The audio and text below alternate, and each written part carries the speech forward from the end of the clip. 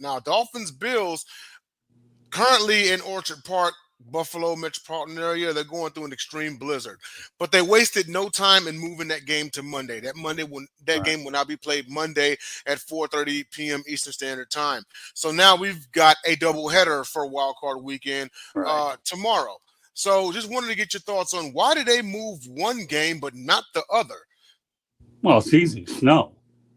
You didn't have that much snow in Kansas City, No. but the Dolphins played to their character. Okay, this set of fish ended up sinking very quickly because, let's face the reality. Tyreek Hill had the only score for Miami, but a lot of that's the Dolphins' own fault too because, they lost 3 of their last 5 games.